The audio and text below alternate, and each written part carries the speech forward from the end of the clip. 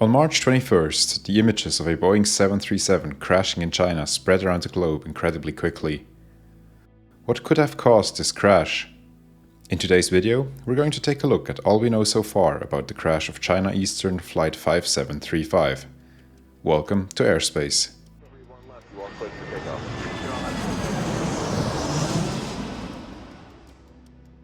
China Eastern Airlines Flight 5735 departed Kunming shortly after 1 in the afternoon and was heading for the large city of Guangzhou. The flight should have been nothing but a short 2-hour hop between the two cities. But 1 hour and 4 minutes after the flight had departed, disaster struck. From altitude and speed data gathered from the aircraft's broadcast, sites like Flight Radar 24 were able to reconstruct the flight path of the aircraft. As it appears, the 737 entered a very sudden and insanely fast descent that headed almost vertically towards the ground. 40 seconds before the impact, the plane climbed again briefly, but only by 1,000 feet before once again heading towards the ground almost vertically. During the descent, the aircraft picked up a speed that was close to the speed of sound. The final seconds of the aircraft were captured by several security cameras and dash cams and really show the insane speed and vertical trajectory of the aircraft. First responders arrived on the scene quickly after the crash. It seems the aircraft came down in two parts, as there are two distinct crash sites on two sides of a hill, about 250 meters apart. Scenes at these sites confirm that the Boeing 737 came down incredibly fast and with tremendous energy. Wreckage parts are strewn all around, and according to China officials, debris has dug down into the earth down to a depth of 20 meters. Almost immediately after the crash, China Eastern grounded all of its 107 remaining 737-800 planes until further notice.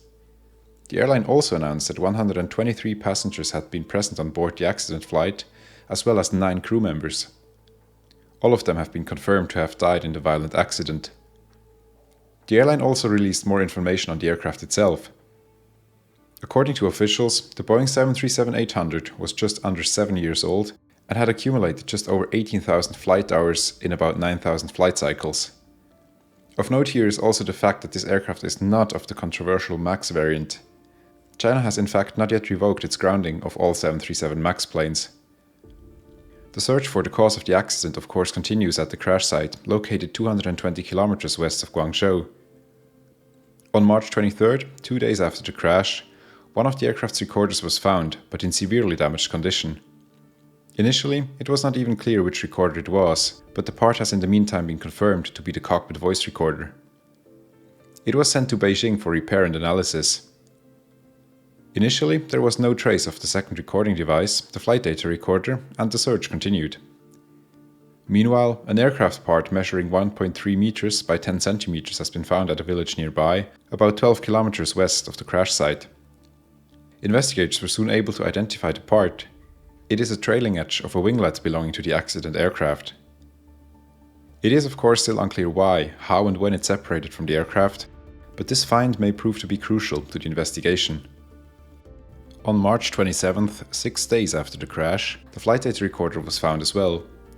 It had been buried under 1.5 meters of mud. From the first impression, the unit appears to be relatively intact and has already been sent to Beijing for analysis as well. Other than the two recorders, over 33,000 fragments have been recovered so far. As for the cause of the crash, nothing has been discovered yet. The pilots had maintained routine communications all the way up to the accident, and no distress call was received at any time. I guess we'll have to wait and see what China's investigation board discovers as they analyze this tragic event. What do you think could have happened to the aircraft? Let me know in the comments down below. If you like these short informative videos, leave a like and subscribe to the channel. You've watched Airspace News. See you in the next one.